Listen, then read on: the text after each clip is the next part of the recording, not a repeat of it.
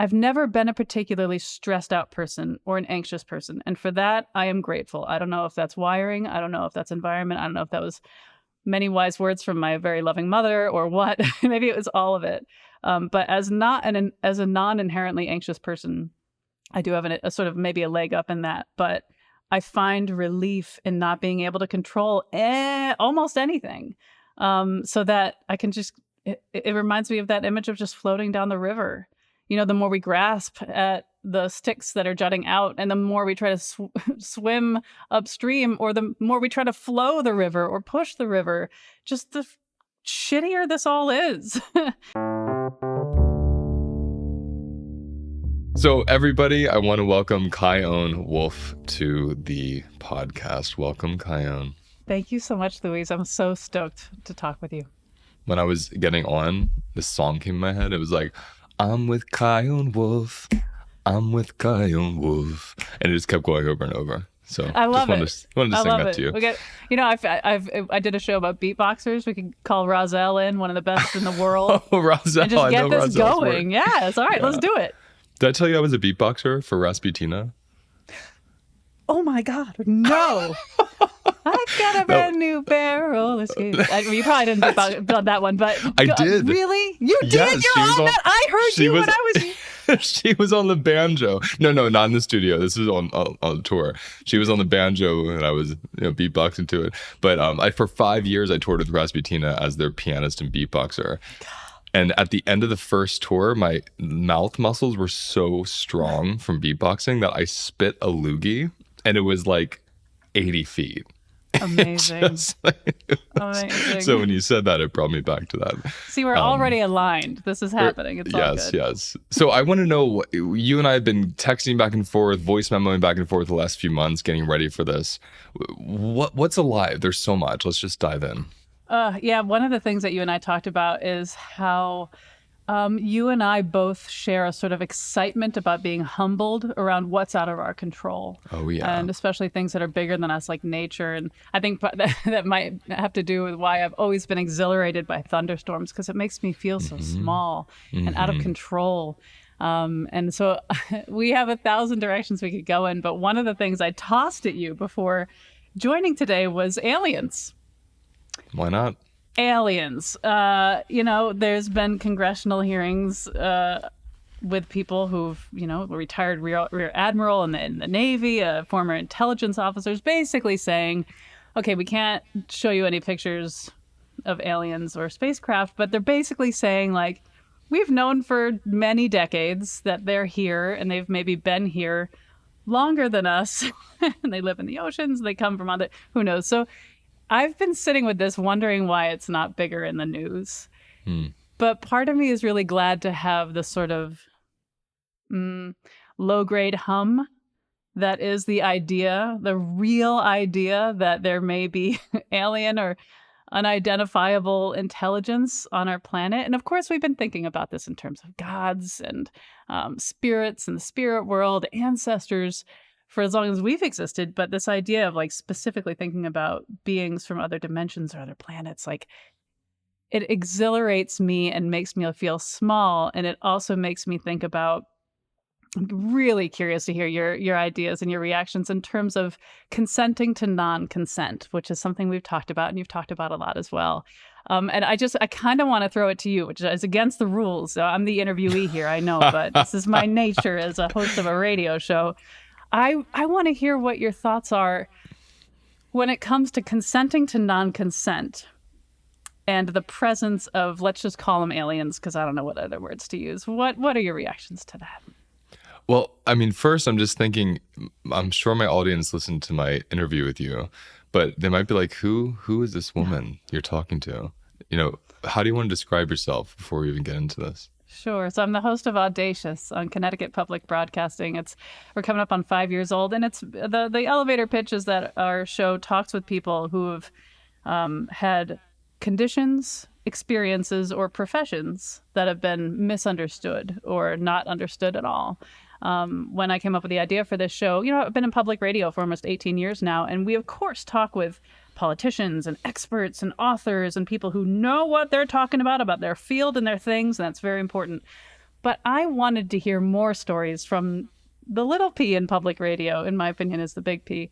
The average people who are experts on their own experience and maybe haven't had the opportunity to tell their story. So yeah, that's that's the elevator pitch overall view of Audacious on Connecticut Public.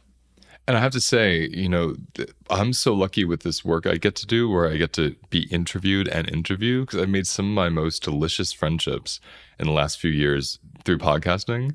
And you're one of them.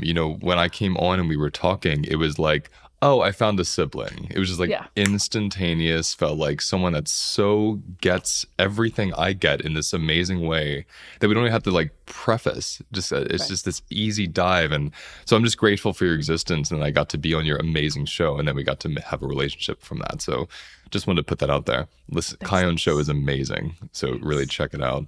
We'll put a link in the episode details. So yeah, consenting to non-consent and aliens, so fascinating to things you never really thought you'd say when you were a movie 13-year-old or something. Yeah, never thought I'd say that any of those things. Well, it's funny you're saying this because I just led a retreat in Mount Shasta. Have you been there? No, not or heard yet. of it or anything? So I didn't know anything about this place until a year ago, and I went there. It was a bunch of amazing things kind of aligned in a weird way, right, as they do. And then I found myself teaching there last year, and I went back this year. And Mount Shasta or Mount Shastans, they believe in the Lumerians, which are like these kind of deity-like non-human entities. So it's really tall, kind of like etheric crystal-like people that live in the mountain.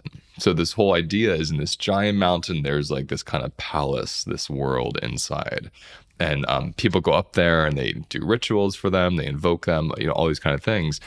So it's funny you're saying this because while I was there walking up one of the mountains, not that one, with my friend Evan, we were talking about this exact thing. He was talking about these congressional hearings. I haven't heard or seen one, and I'm a very fringe person. So this is how like low of a hum it is, like you're saying. And he was telling me about them and I was getting so fascinated.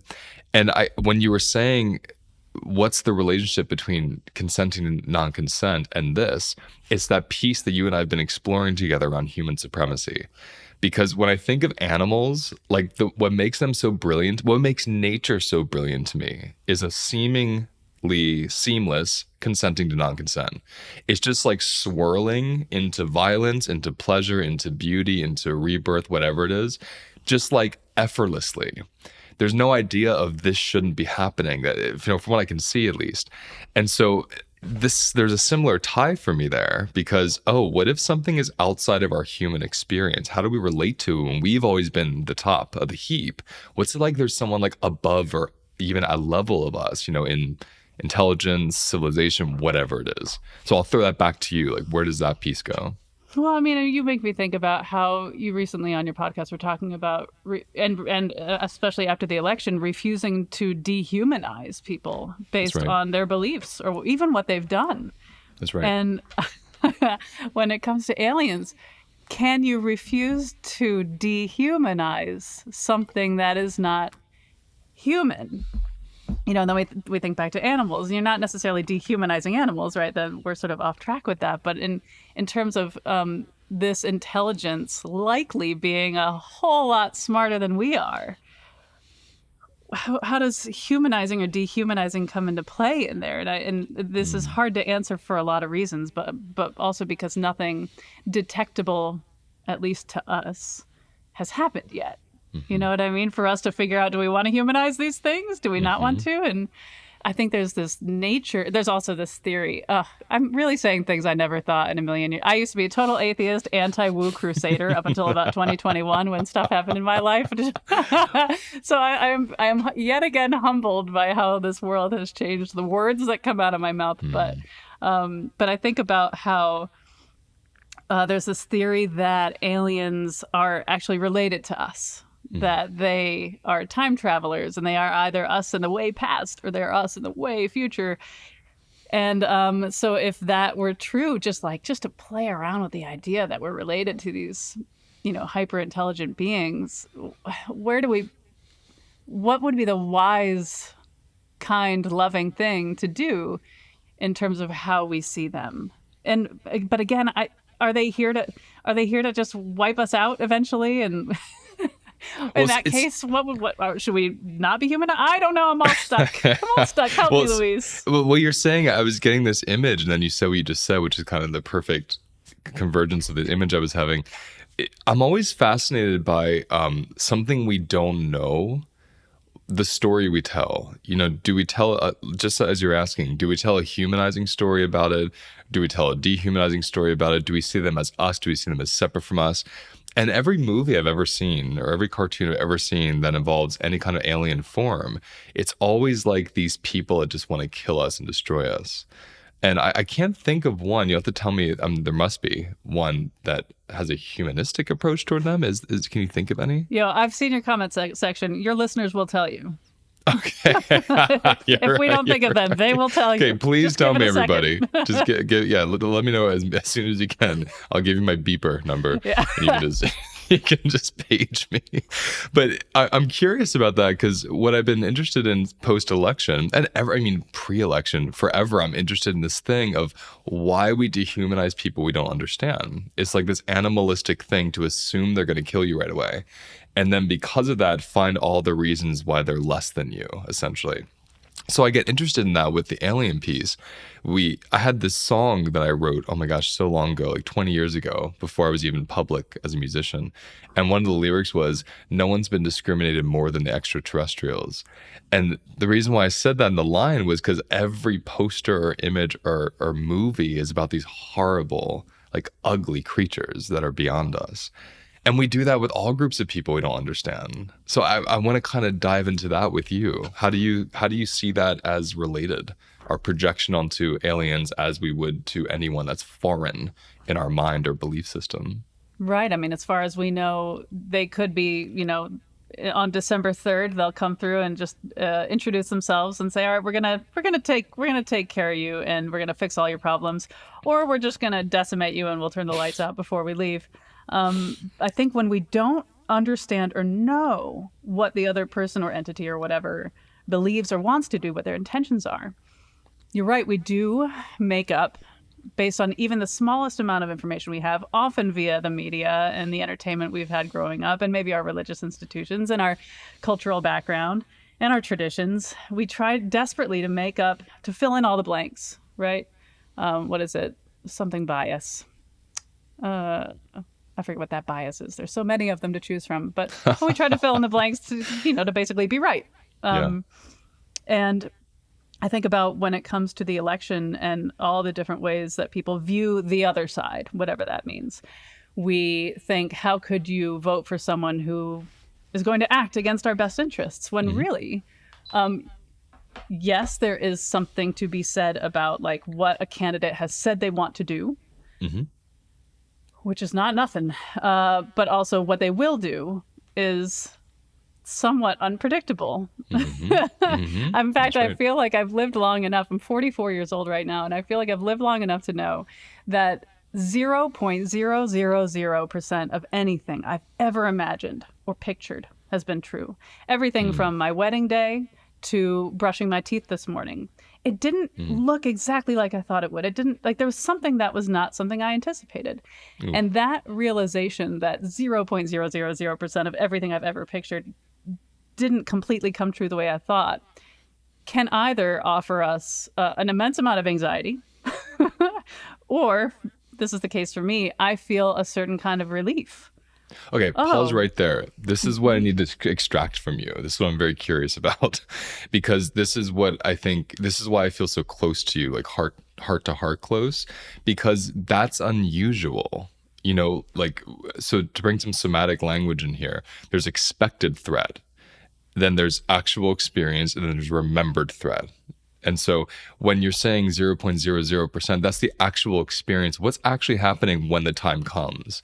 And then there's the expected threat of the story of what's going to happen when the time comes. They are, even if it happens, even if I say, I'm going to get on stage, they're all going to laugh at me in 3 months. I get on stage, they all laugh at me. It's still different than what I could have imagined. Yes. Why does that bring you relief? Tell me, is this a practice of yours? Is this your nature? I want to go into that a bit more. Why does not knowing bring you relief? Thanks for pointing out that somatic connection.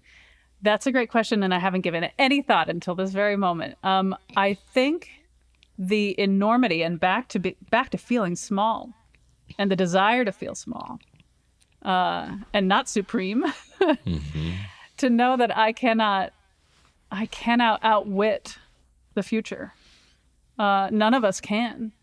It brings me comfort because there's nothing I can do, and my life became very suddenly and shockingly exploded in 2021, and I think it was through that life change that I realized that the only real way I can be effective is to be as peaceful and as calibrated as possible, and to take things as they come. I've never been a particularly stressed out person or an anxious person. And for that, I am grateful. I don't know if that's wiring. I don't know if that's environment. I don't know if that was many wise words from my very loving mother or what. Maybe it was all of it. But as a non-inherently anxious person, I do have a sort of maybe a leg up in that. But I find relief in not being able to control almost anything. So that I can just, it reminds me of that image of just floating down the river. You know, the more we grasp at the sticks that are jutting out, and the more we try to swim upstream, or the more we try to flow the river or push the river, just the shittier this all is. And I want to float, and I want to be joyful in the moment, and just humble myself to the fact that I have no freaking idea what's happening. Okay, look at that pretty flower.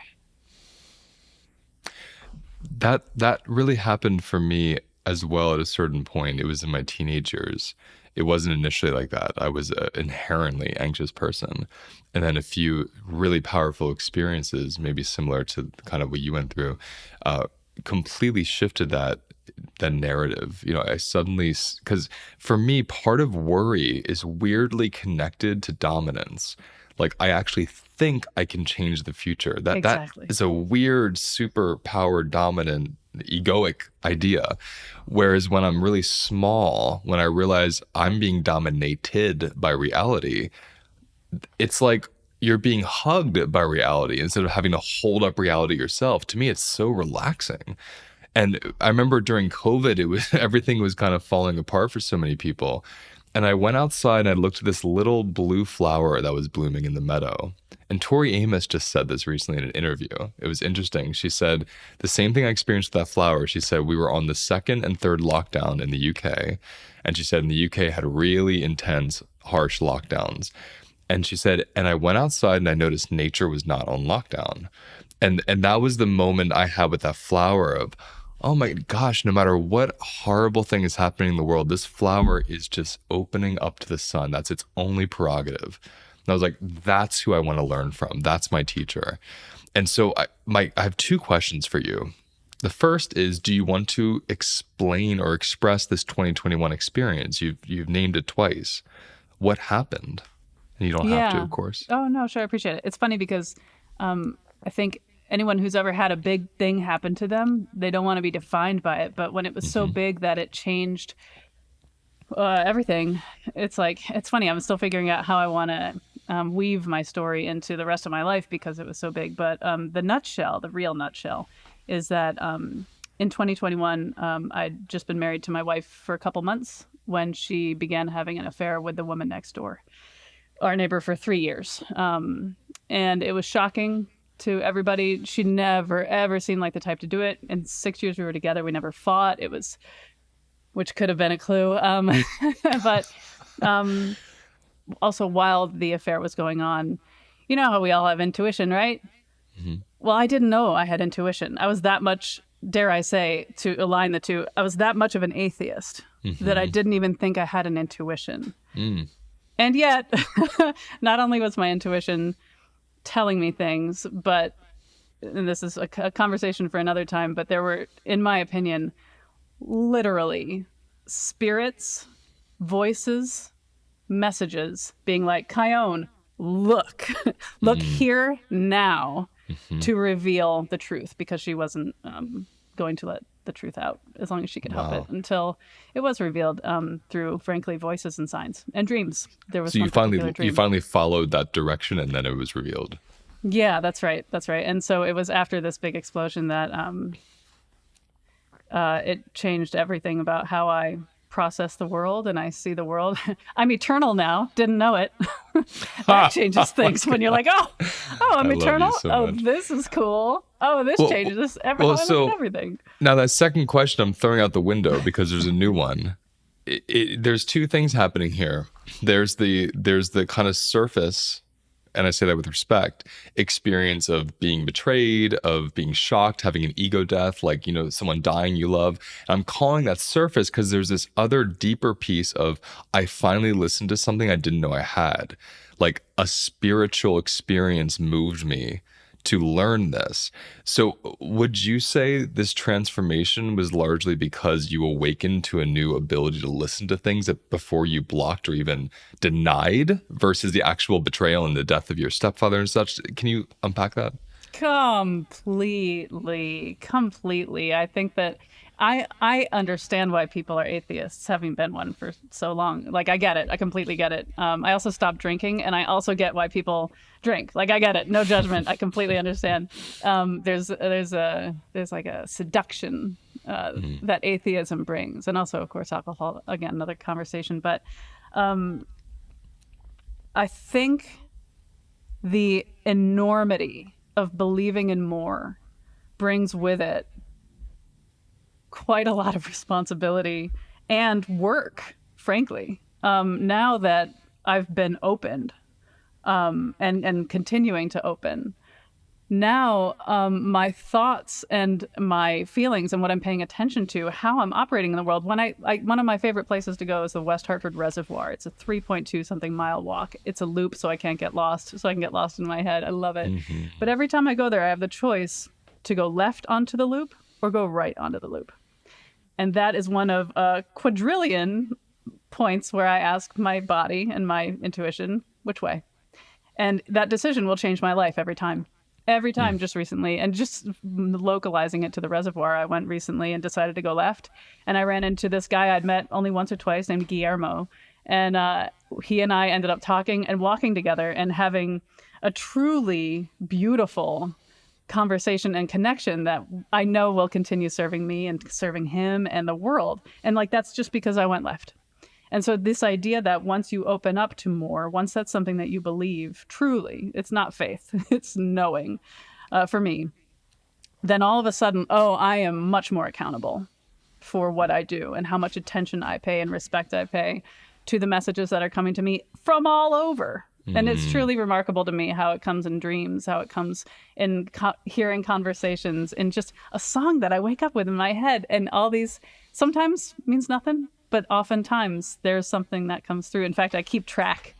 I have a Google Doc called Been Done Manifested, where I keep track of everything I feel that I've manifested, every crazy coincidence. And the more you keep track of them, by the way, Luis, the more they happen, which is wild. I don't know.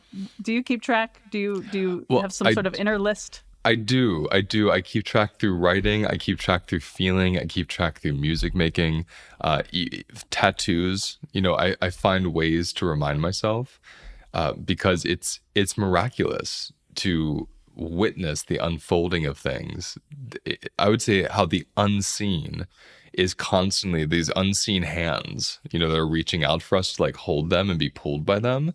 It's so fascinating that it's almost like I never want to forget again, because I lived in that experience of forgetting and really believing like I was in charge. It was all about me. And then when I started noticing there's all these unseen hands and unseen ways and like millions of lives I can live in this 1 year even, that is so, I lose me, I lose identity. And I love losing identity. It feels so fun to just to be led. And when you say responsibility, I really like that. I haven't heard someone say that before. And it makes me think of one of my earliest teachers, Ianla Van Zandt, who's this like wonderful coach and speaker. And she had this really incredible reality show for a while, actually, which is pretty like a healing reality show. It was amazing. She defines responsibility as your ability to respond. So when you say there's more responsibility now, I hear that exact piece of I'm responsible for listening, for waiting, for feeling, and for moving, right? In the place my body says yes, I'm responsible to listen to that yes. When it says no, I'm responsible to listen to the no. Which makes me want to ask you, and I've never even explored atheism in the podcast or in any conversations really somatically. Would you, for yourself, uh, would you correlate atheism with dissociation and numbness compared to this thing of now feeling and being guided by that? Tell me that relationship. Huh. When you say that, my body says yes. And then my brain goes, don't say yes, they're atheists. Listen, who are going to be bad at that. That's why I said for you. For me. For That's you. right. It's all for me. That's true. That's true. You know, to add on to that, yes, I also feel now for me that it was also, even as somebody who is a voracious, thinker and wonderer, my family is a bunch of philosophers. We've always just been curious about the world and are certainly not lazy, but I've always, now that I am where I am, I've looked back at myself as an atheist in a sort of lazy way and in a sort of fearful way. Like, I don't want to have to do that work. If that's true, if there's a God, plus I was raised Roman Catholic, so you already know that story, right? I do. As a queer person raised Roman Catholic. And I don't even think you need to be queer to be raised in Roman. No, you don't. Just an added layer if you are. No, right. You just be a person raised Roman Catholic. So just the typical story of like, that's crap. I don't believe it, But I do feel like there was a sense of like, I do feel like I was kind of lazy. I didn't want to do the work. Let me just get through this life and do the best I can and be a loving person, a kind person.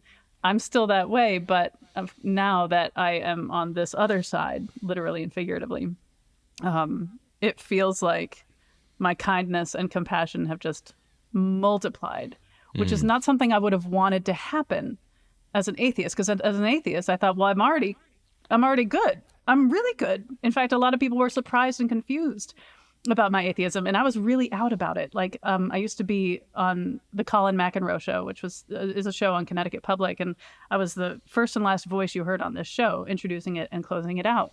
And one day we did a show about atheism, and I wrote a whole essay, and the very last line is sort of an overused line in the atheist world, but the last line of my essay was, "We're all atheists. Some of us just have one more God to go." I was that atheist. You were that certain. Yeah. But I liked that people were confused about me being an atheist because I was kind and generous and loving and connecting, which is not a fair insinuation to say. If you're atheist, you can't be those things. But to your point, I do feel like there was a sense of, I don't even want to go there. I don't want to do that work, and I don't want to have to do that quote unquote work. But now I know that it's not work. It's being an open receiver. It's being just open. And that goes to sort of how we started our conversation of not assuming we know every single thing about every single body or alien. Yeah. Well, I think aliens are the most incredible manifestation of just how we treat difference. Oof. That's how I see them. They're these incredible things to project onto because we always have been taught that they're not human. We've always been taught that they're more advanced than us. So that makes us inferior. And you fear the thing that's better, bigger, faster, smarter than you in some way, right? So what we've projected onto them is like a practice in how do I treat something different? And I'm always playing with this as an animal, not as a human. And what I mean by that is I'm not going into a spiritual place of love everything different in terms of not have any boundaries. Because a bear is different from me, but it will fucking kill me depending on the situation. I want to be for real. Like, just because I'm humanizing, being curious about difference, doesn't mean I'm also attuned to threat. You can have both, but to project onto something I've never met or been around that it is probably the worst thing or is going to damage me or I must fight it right away. I think it's an interesting thing that I like to pause and question, but especially as it relates to thought diversity, which I'm like fast. And to me, the election results are really about that. I think it's this fascinating shift in the demographics based on 2016 and now, if you looked into them. There's such a diversity of thought and demographics this time that voted red. And it turns everything upside down of what you think this kind of voter must be and who they must be. And I'm fascinated. I'm fascinated that I have trans friends, Black friends, my entire Puerto Rican family all voted for Trump. And it's like amazing to learn how wrong you can be about a group. Like, I want to be wrong about my prejudices and biases. So I'm just throwing all this at you because it comes down to, for me, like you said about the relief of mystery, the mystery of the group or the mystery of the being. Can we have a relief in someone's difference rather than like a hatred or fear for someone's difference? Yeah, and I can already hear the comment section saying, but look what they're voting for. Look what that equals to me and what I am sure or near sure is going to happen as a result of this election. Yes. And all respect to that. All respect to that. I don't know what's gonna happen, and I know I'm gonna take it as it comes, and I have the privilege to be able to do that, right? I think about how there are people making policies and who will be making policies that will bring about these changes, whether these changes are amazing and so great, and maybe you don't want to like them, but you're gonna like them because they're pretty great, and which is a whole other thing. These changes that truly will kill people, that truly will destroy lives, right? Like, and everything in between the two. Luis, I'm sorry to tell you, you and I are not making those, writing those up and voting for them and passing them and filing them and notarizing them or whatever they do up there where they pass laws, how that works. You and I are going to be doing this. You and I are going to be having one-on-one conversations and engagements with, sometimes us via podcast world, but most of the time in our homes, in our communities, our workplaces, our streets.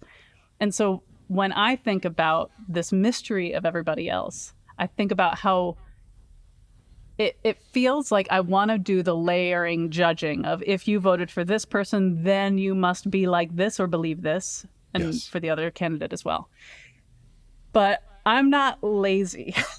I don't want to be. I am too fascinated by the nuances and kaleidoscopic aspects that goes into one human being. And so what I'm interested in, what do I have control over? And by the way, I think a lot of us learned this in the pandemic. When it first started, we were all freaked out. And then slowly we started realizing, oh, wait, okay, well, what can I do? I can take care of myself, my family, my neighbor. Well, neighbor. Maybe didn't want to take care of the neighbor like that, but well, here we are. So biblical, by the way. But anyway, didn't mean love your neighbor like that. No, anyway, not that kind of love with your neighbor. Not like that. let's rewrite that one. I know. Although they do covet your neighbor's wife. It's a little on the nose. Anyway, I digress. We can look at the people around us and we can discover what is nuanced in them. I have a family member who voted for the person I did not vote for. And we sat down at lunch and I knew it was going to be tense. And I knew it was going to be, maybe not tense, but it was going to be dense. Dense, yeah. And sure enough, we talked about it, and I didn't leave that conversation being like, oh, well, that makes sense. Oh, I get it. I didn't leave with any sort of like understanding in that sense. But what I did leave that conversation with was a better understanding of what this person feared, what their values were. And at the end of the day, this is somebody who I've known my whole life. And so I know that I'm going to view them in a different way than maybe that invisible person or that person in the comment section who I don't even know what they look like. And I also think about, like, I'm excited about maybe not only looking for exceptions to my perception, but to being an exception to others' perceptions. For example, I was at a festival and there was somebody waiting in line for a bathroom who was wearing some political regalia that made me tense up. And so the first thing I did was get in line behind him. Not because I had to pee, but I just wanted to talk to him. Not about politics. I I just started doing my thing and asking him anything that came to mind and talking to him as if he were already my friend. And he talked to me about his grandson and how he did this photo competition and he just got married. And I was so pleased after I peed a little bit. I mean, that was a nice bonus. But after I walked away from that situation, I was so pleased that I saw someone who made my body go, and then by the end, I was just like, okay, I made that contact. So he's a more multifaceted person to me now. And hopefully, however he views my political viewpoint or societal viewpoints, hopefully he sees me as someone who's also multidimensional too. And so going forward, that's my MO. It's not because we're not making the policies, but we are doing this one-to-one stuff. And that's where some real connection and love can be spread. I'm getting so many chills, just because your story about the bathroom and going in line, like, it's like if I didn't already love you, it just makes me love you so much more. You would have been right with me, my friend. I know. That's why I love. I mean, it's my own ego projecting onto you because it's like I love it because it's something I so believe in and admire and do, and it's so nice to see it being done elsewhere. And you said, I loved how you said not tense but dense, and dense and not being lazy go so hand in hand. Right? Because to really unfold a human with all their complexities and unfold yourself, there's some serious work and responsibility there, especially when it's dense. Like there are so many layers that you need the capacity to kind of sit through and be curious about and look for and ask for. That is not lazy work. Lazy work is to see the regalia, make the decision, and shut yourself down. That's the really easy thing. And it's the collective thing. It's the majority thing. So it's more common. The more fringe, truly queer, uncommon thing to me is what you did. I don't even have to pee. I'm going to stand next to this person and soften my body by humanizing them. And it moves me so much. And it takes me to that film, Everything Everywhere All at Once. Ugh. Where the lead character, the mother has this experience where she suddenly is being forced to take responsibility, right? Like she hates her life. She's so miserable. Her husband wants to leave her. And then she starts realizing, I need to make choices. Like I need to make choices in these other realms to try to survive. And then it gets to this interesting place at the very end after she has all these amazing lifestyle options where she realizes, I just want to live above a laundromat with my husband, folding laundry for the rest of my life. And she's so settled in that because now she has that gift of responsibility of not being lazy, but going into that density with a really curious mind. Tell me, I'm sure you watched the movie like I did, and you were like, finally, somebody mapped out my inner heart and mind. Totally. I love that film. I don't normally watch films twice. I've watched it 3 times. And I enjoy watching it with other people who haven't seen it. And it's just, it's truly, there's never been anything like it. I'm so glad that it is so well loved and well seen. Don't care about awards, but I care that it's seen and that it's made, that somebody thought about that movie and said, hot dog fingers? Yeah, sure. We'll fund it. Great. Yeah, let's go. But spitting mustard? Why not? Yeah, sure. I love the part with the apes too, where they show the evolution of the hot dog. Good. So good. But you remind me, there's this thought I had just last night, this total shower thought about manifestation. And I was thinking about everything everywhere all at once and sort of what if there are multiple versions, not everybody has seen the movie, but in this context, what if there are multiple versions of you? When I went left at the reservoir, another one of me went right. And what's that life like, right? But multiply times an uncountable amount. Yeah. So I was thinking about, with manifesting, how come I'm not getting the love, like the romantic love that I want? Because I'm like built for it. And I know she's out there somewhere, but like, how come she's not here yet? Where is she? But also I have my dream job and my dream house. So I have some things I want, and I don't have some other things I want.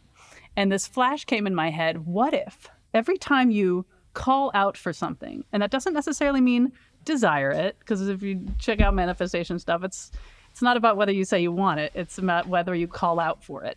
Mm-hmm. So let's say you call out for winning the lotto, and I realize I didn't win the lotto. But what if another version of me did? Mm-hmm. So somewhere in the multiverse, there's a Chion Wolf who just won the lotto last night. And I don't have the romantic love currently in my life that I really would love, but another version of me does have it.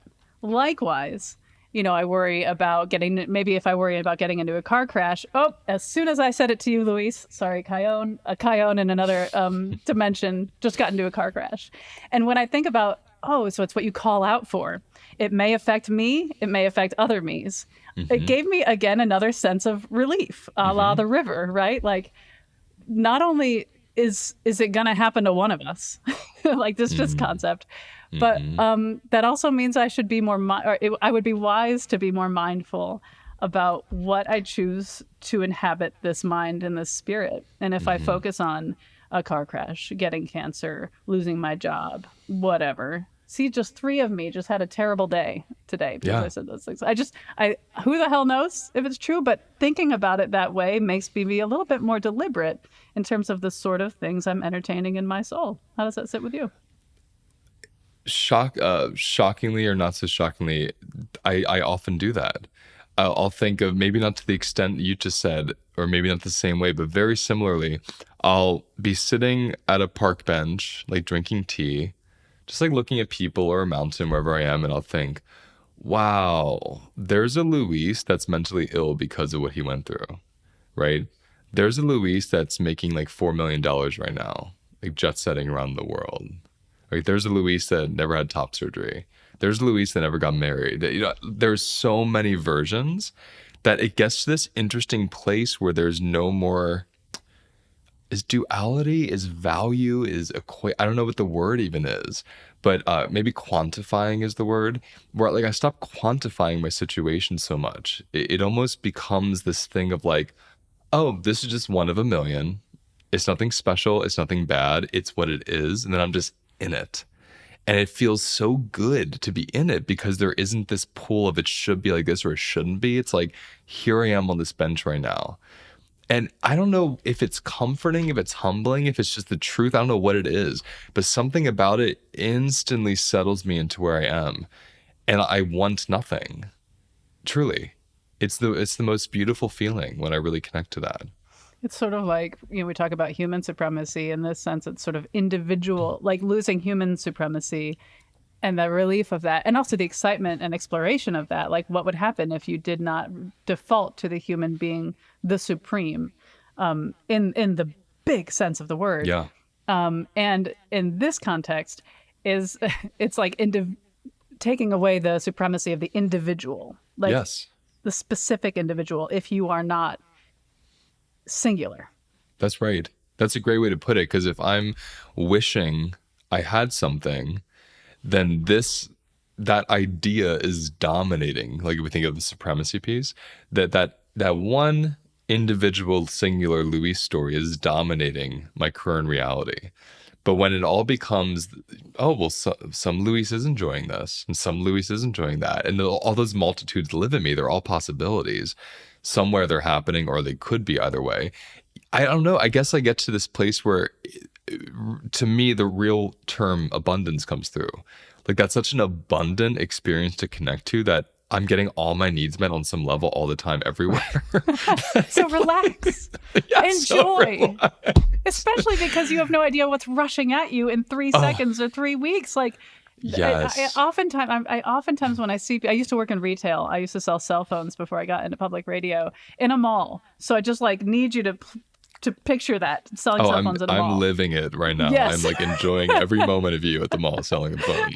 And that was good. But I also learned a lot about people and how to talk with people, right? And how there were some things that people, in my view, some things that they legitimately should have gotten really worked up about. Like, hey, I would get worked up too. But a lot of things people got really worked up about that I felt was a bit overblown. Now, again, that's my perception and my story. I don't know what they got going on.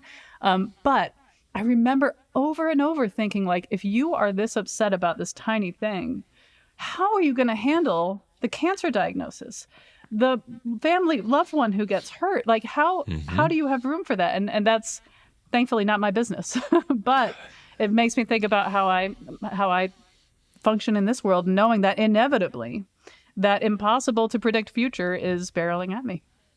I love how you said it's not your business. 'Cause that's such a relief. That's something that took me a while to learn. When I learned it, it was amazing. And even when you say, if we go back to what I was saying about the actual experience, expected threat, remembered threat, that thing that I'm imagining that's bothering me is the expected threat, which hasn't happened. And somatically, it wears down my capacity to receive the thing barreling at me. And so I've always had that same experience. Like if I'm really bored, or a client cancels, or I can't fill up a retreat like I wanted to, like whatever it is, this is the universe like dosing how much I can handle in this moment. Let me just receive the dose. You don't go to a shaman and like yell at them when they give you a dose. You trust that they know what medicine you're supposed to get. And so I look at reality the same way. Like it's dosing me exactly what I'm supposed to be with right now. And so far, if I'm just with that, even when it's like the most brutal experiences, I can handle it. I move through it. I survive it. I heal from it. I recover. It's when I try to go into the other realms too much of the future or the past, and I'm not with this, that's what throws me off, and I start to find an imbalance and inability to recover. So I appreciate that piece of who knows what's barreling at you. Like this horrible 2-hour traffic jam is the most peaceful thing right now because I don't know what's after this. Yeah, and you don't know what it's preventing you from, what it's Oh, preventing yeah. from happening to your life. Like I'm a big fan of Michael Singer, who I've brought up in our conversation, who talks a lot about not only the perspective of, listen, you're on a floating piece of speck in the middle of nowhere, and it is the nicest floating piece of speck of dust in the middle of nowhere ever, like anywhere we can find. So like just pointing that out. He says before he answers any phone, before he answers any phone call, he always reminds himself that he's on a spinning speck of dust, the nicest one ever anywhere. And he like just slow your roll, right? But he also talks about how we collect these memories of these things that have happened to us, and we of course ruminate on them, and then we try to predict what's happening as if we knew. But he points out all the things that we haven't experienced and we don't experience. He's like, when you're driving down the highway, do you collect every one of those white dotted lines? No, that goes through you. Every tree goes past you. You don't collect those. It's you who's collecting the 0.0000 infinity 1% of things you've experienced. But meanwhile, everything else has happened and you don't even know it. But you're acting like you know it. Why? You don't. You know what? Why is irrelevant. You don't have to. You don't have to. In fact, you would be wise.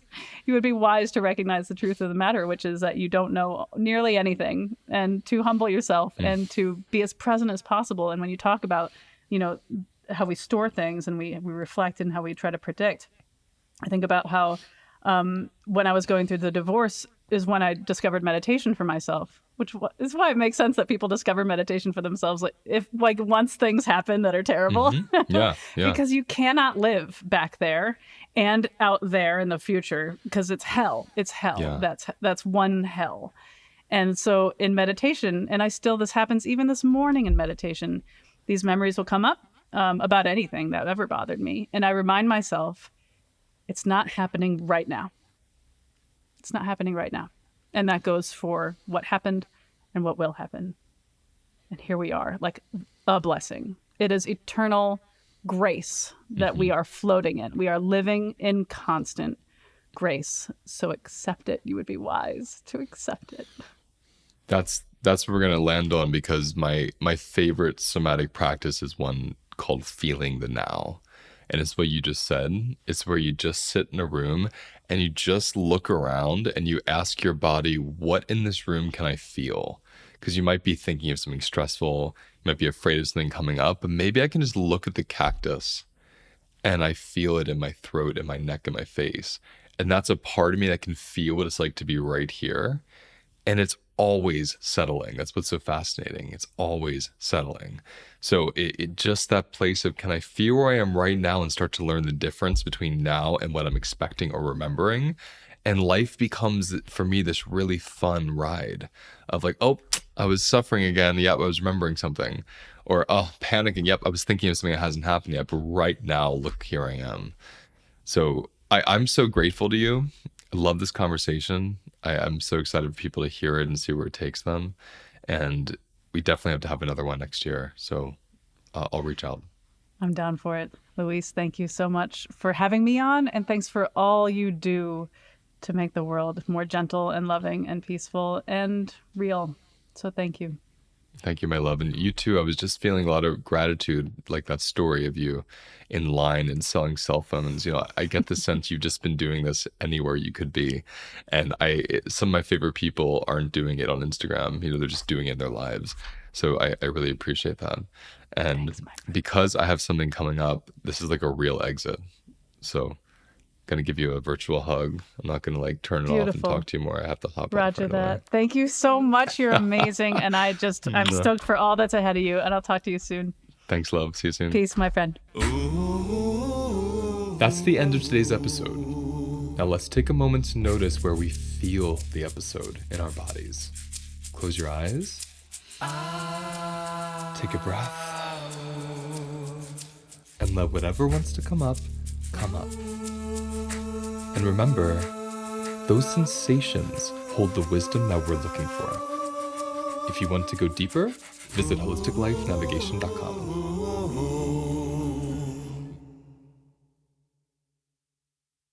I have developed a 4-week self-paced course that takes 18 years of my personal and professional experience and puts it into one place where you can easily and quickly learn the foundations of recovering from stress and trauma. How does the food you eat affect your stress levels? How do the relationships in your life create stress or peace? How does the relationship you have with your body allow you to feel happier and more settled? I will cover all this and so much more in this 4-week self-paced course. And the best part, it's self-paced. You don't have to sign up at a certain date or finish it at a certain time. It's yours for life, and it's waiting there for you when you're ready to finish it. Throughout this course, I'll be teaching you philosophies and practices that combine my 3 favorite modalities: somatic experiencing, embodied parts work, and nutrition. For more information on this course, click on the link in my episode details.